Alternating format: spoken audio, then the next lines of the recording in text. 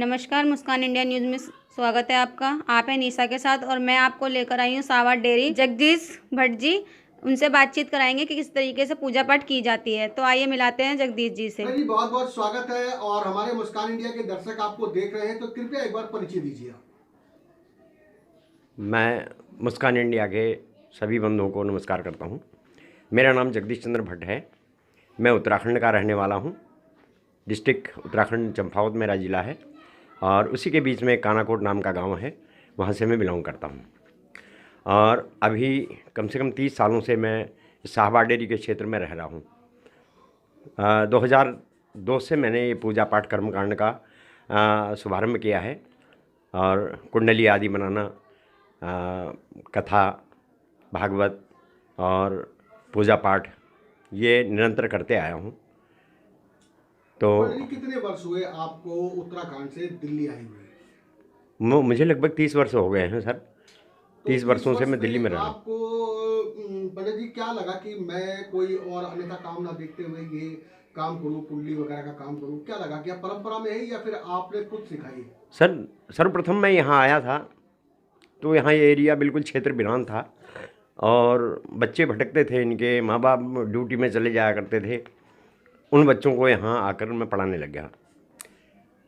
सारा अपना कारोबार छोड़ के, नौकरी वगैरह जो भी मेरी प्राइवेट सर्विस थी उसे छोड़ के मैं इन बाल बच्चों की सेवा करने लग गया, पढ़ाने लग गया। और आज वो बच्चे जयवीर नान चाप, स्वादों में स्वाद, बेहतरीन स्वाद।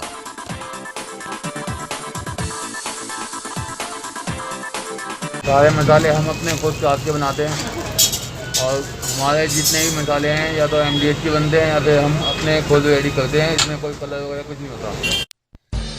जी हाँ दोस्तों, मसालों में स्वाद, घर के मसाले तैयार किए गए, सभी वैरायटी स्पेशल जयवीर नान चाप।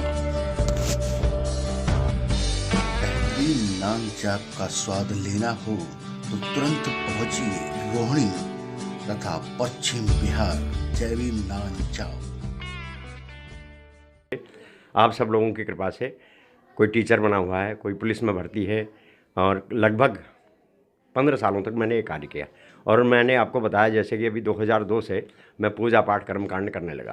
पंडित जी क्या लगा कि मैं जो है अपना अच्छा खासा काम धंधा व्यवसाय छोड़ छाड़ के और जो है पब्लिक की सेवा में लगूं? जैसे कि मैंने यहाँ पे सुना कि आपने कई बच्चों को निःशुल्क शिक्षा प्राप्त दिया, तो आपको क्या लगा कि मैं इनके बीच में समाज सेवा करूं? सर समाज सेवा मनुष्य का प्रथम लक्ष्य है। समाज का निर्माण करना कोई साधारण बात नहीं है, उसके लिए बहुत बड़ा त्याग करना पड़ता है और वही त्याग मैंने किया। मैंने अपने बाल बच्चों को नहीं दिया, बल्कि बच्चों की तरफ इतना ध्यान नहीं दिया कि भाई मैं धन की तरफ भी नहीं भागा। मैंने कहा भाई इस समान के अगर बच्चे, इस समाज के बच्चे जाग जाते हैं तो कम से कम गरीबों के बच्चे इतने काबिल हो जाएं, पढ़ लिख के महान आदमी बने, यही मेरा एक लक्ष्य था।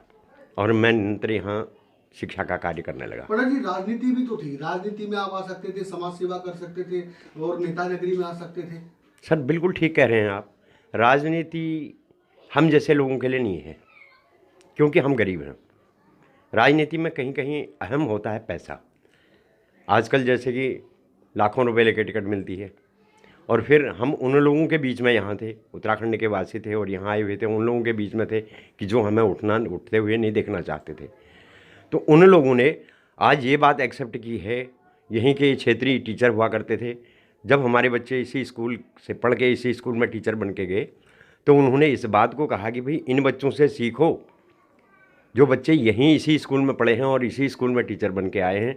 वही मेरी कामयाबी है सर। यही जो है इस समाज सेवा में इतने वर्षों में मैंने ये कमाया है, बाकी और मैंने कुछ भी नहीं कमाया। और उसके बाद फिर लोगों की ग्रह स्थितियाँ जैसे ख़राब हो जाती हैं।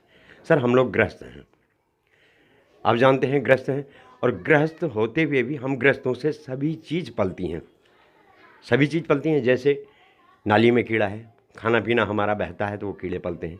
साधु सन्यासी लोग आते हैं सर, वो हमसे ही मांग के खाते हैं। एक दूसरे से जीव जुड़ा हुआ जी हाँ, सरकार जो चल रही है वो कहीं ना कहीं हमारे कमी मतलब से चल रही है। ठीक है सर, ये गृहस्थों के बल पे, और वो ग्रह भी हमसे ही पल रहे हैं, देवी देवता भी। सर इसके लिए एक उक्ति बताई गई है, ये संसार जो है मंत्रों के अधीन है, मंत्राधीन है जगत सर्व। ये वेदों की उक्ति है, मंत्राधीनम जगत सर्व। और मंत्राधीनम जगत सर्व, ये सॉरी मैं जरा कहने में भूल गया, देवताधीनम जगत सर्व। देवताओं के अधीन सारा संसार है। देवताधीन जो देवी देवता हैं, हम लोग 33 कोटि देवता कहते हैं, कुछ लोग कहते हैं 33 करोड़ देवता हैं। ऐसा कुछ नहीं, 33 कोटि का मतलब होता है 33 प्रकार के देवता, 33 प्रकार के देवता। तो देवताधीनम जगत सर्व, मंत्राधीनम देवता।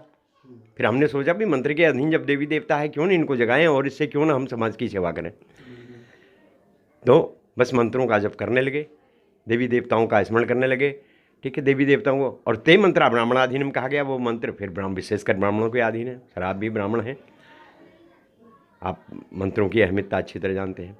तो उन मंत्रों की बल से आज किसी के ग्रह कुंडली दोष का, मेरे बाहर बोर्ड लगा हुआ है, कुंडली दोष का निवारण करता हूँ। तो बड़े बड़े दूर दूर लोगों के पास जाता हूँ, जहाँ जहाँ जिनकी जो भी समस्या होती है, आज परमपिता परमात्मा माँ जगदम्बा की कृपा से सारे अरिष्ट उनके दूर होते हैं। तो कहने का तात्पर्य है कि गृहस्थों के ऊपर ही सारे ग्रह हमारे अस्त होते हैं। कभी राहु दशा, कभी शनि दशा, कभी केतु की दशा, ये दशाएँ हमारी चलती रहती हैं। तो उन ग्रहों को प्रसन्न करने के बाद लोगों का कई हद तक हमारे हाथों से भला हुआ है। और इसलिए कर्म कांड के बीच में 2002 से आया सर, जैसे मैंने पहले आपको बताया। पंडित जी मैं बात करूंगा, ये तो आपकी व्यवसाय और कारोबार से जुड़ी हुई बातें हो गई, मैं बात करूंगा समाज के ऊपर कि आज जो है अगर बात करें तो लोग, दिवाली का त्यौहार बहुत जल्दी करीब आने वाला है हमारे, और आतिशबाजी का त्यौहार है। अगर लोग इस बार जो समझते हैं जैसा उसको, तो अगर मैं नवयुवक पीढ़ी की बात करूं तो कुछ नवयुवक पीढ़ी, मैं सभी की बात नहीं कर रहा, कुछ नवयुवक पीढ़ी को इतना पता है कि दिवाली आ रही है, आतिशबाजी है, बम पटाखे जलाने हैं और बस दिवाली हो जाएगी। लेकिन इसका अर्थात किसी को नहीं पता, दिवाली क्यों मनाई जाती है, क्या कारण है दिवाली मनाने का और कैसे मनाई जाती है, कृपया एक बार बताइएगा। सर दीपों की वली, दीपों की एक लड़ी, जिसको घर में दीप जलाना। सर आप दीप का मतलब समझते हैं, और दीपों के लिए एक व्याख्या दी गई है सर। दीप की जब हम पूजा करते हैं, कहा जाता है कि दीपो ज्योति परम ब्रह्म, दीपो ज्योति जनार्दन। दीप, एक दीप सर, आप अंधेरे में बिल्कुल एक दीप जला दीजिए तो पूरे कमरे में रोशनी कर देता है। दीपो वो जनार्दन स्वरूप है, वह पर ब्रह्म स्वरूप है। दीपो हरोद में पापम, वह दीप जाने अनजाने में जो हमसे पाप होते हैं उन पापों का हरण कर देता है। दीप दीपो नमोस्तुते। फिर हम कहते हैं कि शुभम करो तो कल्याणम आरोग्यम सुख संपदम, ये इस प्रकार से दीपो हरोद में पापम, दीप है ज्योति नमोस्तुते, इस प्रकार दीप को हम प्रणाम करते हैं सर। दीप, अब दीप जलाने से क्या होता है सर, जो अग्नि उसमें प्रज्वलित होती है, ये अग्नि जो नेगेटिविटी जिसको कहते हैं कि बुराइयां जो होती हैं, अग्नि सब चीज़ों को जला डालती है। तो वो दीपों की जो लड़ी हमारी होती है, वो जितनी भी आसुरी शक्तियाँ होती हैं वो सब खत्म कर देती हैं। और सर कहा गया है, शुरुआत कैसे हुई थी, यहाँ पर जी मैं बात काटना चाहूँगा, शुरुआत कैसे हुई थी। मैंने सुना कि रामायण के अंदर ये पार्ट में श्री रामचंद्र जी अपने द्वारा जी सर पहुँचे थे, तो एक बार उसके विषय में। हाँ, वनवास से जब लौट कर आए तो खुशी थी अयोध्या में। श्री राम जी जब वनवास काट कर आए, 14 वर्ष का वनवास काट कर आए, और अयोध्या में आने के बाद बस खुशी मनाई गई। और उसमें दीप, उसके ज़माने में, उस ज़माने में बिजली वगैरह वगैरह ये लड़ियाँ नहीं होती थी अगर आज का पहले का जैसा, तो उस समय बिल्कुल एकदम देसी घी के दिए जलाए गए थे, ठीक है। और ये दीपों का जो त्यौहार है सर, ये सब बुराइयों को ख़त्म करने वाला है। और दीप हमेशा घर में जलाना चाहिए। आज हम ये नकली इन सब चीज़ों का वो, और हमें ये चाहिए कि हम ज़्यादा से ज़्यादा तिल का तेल इस्तेमाल करें, तिल के तेल के दिए जलाएं। और इसलिए हम दीपावली को, ताकि हमारी जो वर्ष भर की आसुरी शक्तियाँ घर में हैं, इन शक्तियों को अपने घर से दूर करें। ये जो जैसा कि आप बता रहे हैं कि भाई लोगों के लिए केवल आतिशबाजी है, पटाखा है, ये तो सब सर हमारा प्रदूषण को जो है बढ़ावा करने वाली बातें हैं। आतिशबाजी छोड़कर मनुष्य केवल दीप जलाए, जैसे नरक चतुर्दशी है, ठीक है, यम का दीप जलाया जाता है उसमें, ठीक है। उस दिन से हमारे ये 5 दिन निरंतर हमारे घरों में दीप जलने चाहिए, ताकि हमारा घर हमेशा अंधकार से दूर रहे और हमेशा हम प्रकाश की तरफ जाते रहें।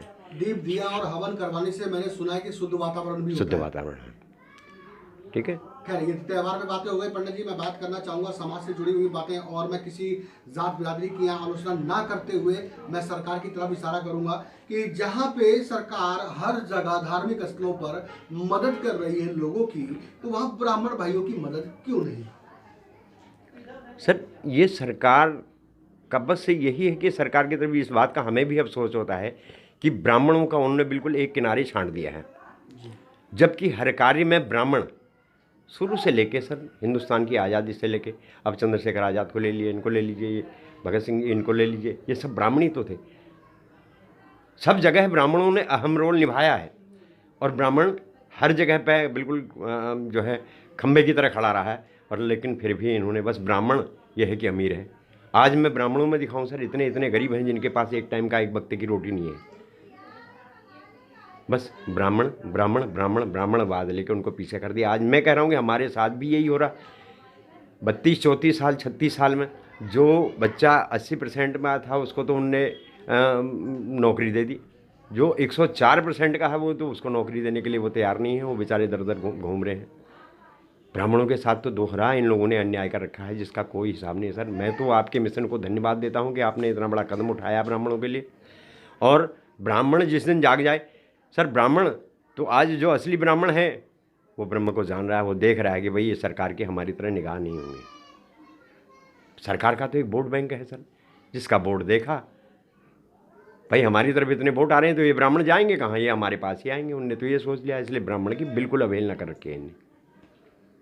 क्या लगता है कि ब्राह्मण भाइयों को अब वक्त आ चुका है एकत्रित होने का? ब्राह्मणों को मैं चाहता हूं कि ब्राह्मणों को तुरंत जागना चाहिए और संघर्ष जैसे पीछे से करते आए हैं एक बार संघर्ष करना चाहिए और सामने आकर बिल्कुल एकदम टक्कर लेनी चाहिए इनसे, क्योंकि हमारा भी इस हिंदुस्तान में कोई अधिकार है। इस हिंदुस्तान के निर्माण करने में, वेद का ज्ञान देने में, हर कार्य में ब्राह्मण लोग आगे रहे हैं, तो आज ब्राह्मणों को अपना हक लेने के लिए आगे अवश्य आना चाहिए। मैं सभी देशवासियों को शुभकामना देता हूँ, इसलिए यह त्यौहार सबके लिए सुखमय बीते और हमेशा आपके घर में प्रकाशमान रहे। ये दीपावली का त्यौहार हमेशा आपके घर को रोशनी से भरा रखे। परमपिता परमात्मा की लक्ष्मी सब ब्राह्मणों को, देशवासियों के घर में जो है हमेशा मौजूद रहे, मैं यही कहना चाहूँगा। और फिर पुनः मैं आप लोगों से मुस्कान इंडिया के माध्यम से कहना चाहता हूँ कि ब्राह्मणों को जागना है और जागकर हर घर घर में रोशनी फैलानी है, ताकि हमारा हिंदुस्तान पुनः विश्वगुरु एक बार बन सके। ये ब्राह्मणों के ही कारण था कि पहले से विश्वगुरु बनते आया है। हमारे हिंदुस्तान में सर 6 वर्ष में विश्वगुरु हो गए हैं। प्रथम विश्वगुरु जो थे वो 6 वर्ष की आयु में विश्वगुरु होते और हर तरफ से तपस्या करने वाले ध्रुव जैसे, भक्त प्रहलाद जैसे पैदा हुए हैं। तो आज ये सब ब्राह्मणों की, क्योंकि स्वयं भगवान कहते हैं ब्राह्मण हैं तो ब्राह्मणों से मेरा अस्तित्व है और ब्राह्मण नहीं है तो कुछ नहीं है। ये खुद स्वयं भगवान ने अपने मुंह से कहा हुआ है। तो मैं सभी देशवासियों को और विशेषकर आप लोगों को, जो कि आप इतना बड़ा संघर्ष कर रहे हैं, घर घर जाके लोगों से जो है इस प्रकार का जागरण करवा रहे हैं, ब्राह्मणों को जगा रहे हैं या समाज को जगा रहे हैं, मैं आपको बहुत धन्यवाद देता हूं सर। आप सहित आपके बाल बच्चे, आपका घर परिवार हमेशा सुखी रहे और इसी प्रकार आप इस निरंतर इस कार्य को करते रहें। परमपिता परमात्मा हमेशा आपकी मदद करें, मैं यही आशीर्वाद आपको दूंगा सर। बहुत बहुत धन्यवाद।